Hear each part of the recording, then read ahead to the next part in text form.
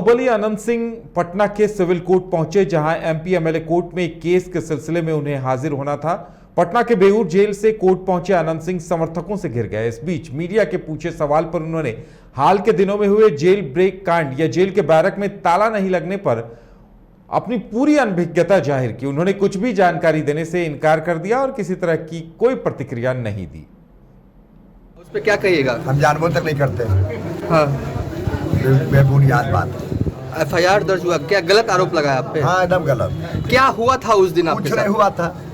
कहा था कि हम जानवर ही रहे, क्या हुआ नहीं हुआ।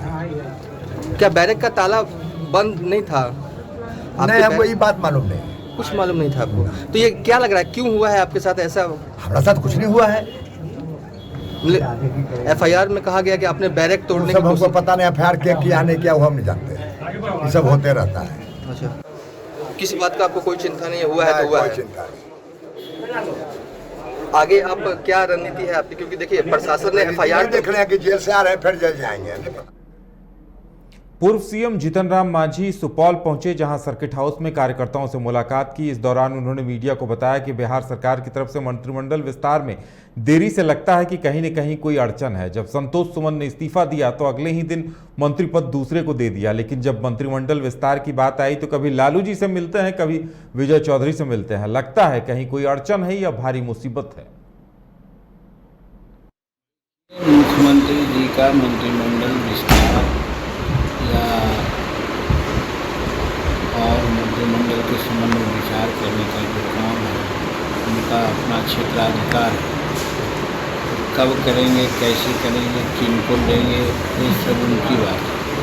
उस संबंध में हम लोग नहीं कुछ कर सकते। ये बात जरूर है कि जब संतोष कुमार सुमन जी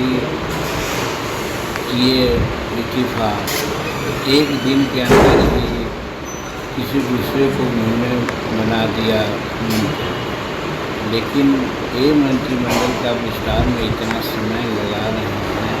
कभी लालू जी क्या मिलते हैं, कभी विजय जी क्या मिलते हैं। लगता है कहीं न कहीं जरूर उनके सामने अड़चन है, मुसीबत है। अब इस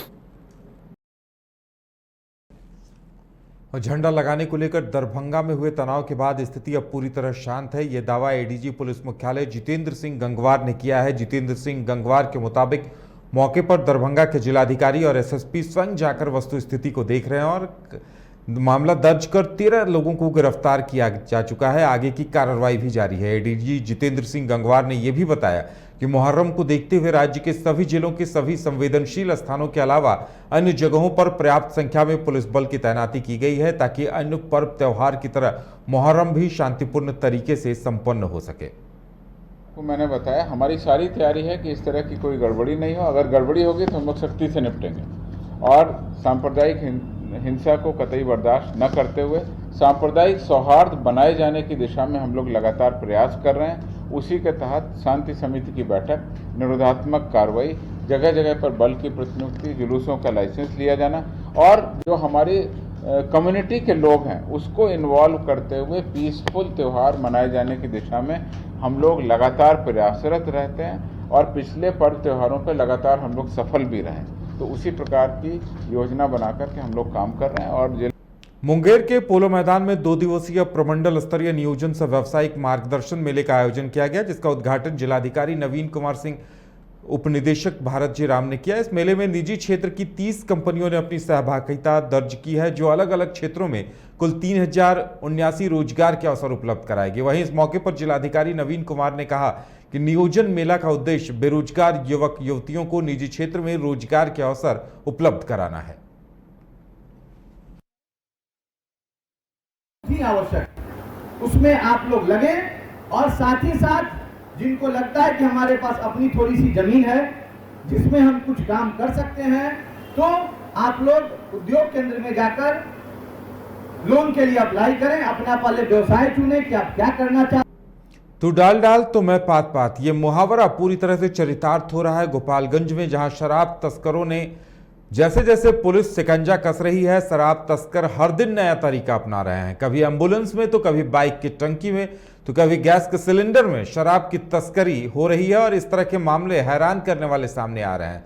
विशंभरपुर पुलिस ने वाहन जांच के दौरान बिजली के स्टेबलाइजर सेट से कई लीटर विदेशी शराब जब्त की है। एसपी के निर्देश पर विशंभरपुर पुलिस की तरफ से लगातार दियारा इलाके में शराब बरामदगी को लेकर वाहन जांच अभियान चलाया जा रहा है।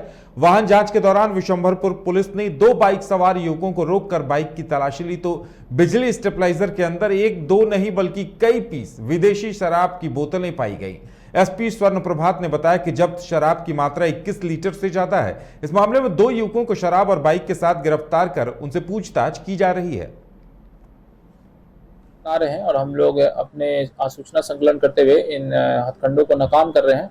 और इसके पहले भी कई तरह के सिलेंडर में शराब भरकर तस्करी का प्रयास किया जा रहा था, उसमें पुलिस ने सफलता प्राप्त की थी। इसी तरह से एक घटना आज भी हुई है, एक सफलता हाथ लगी है।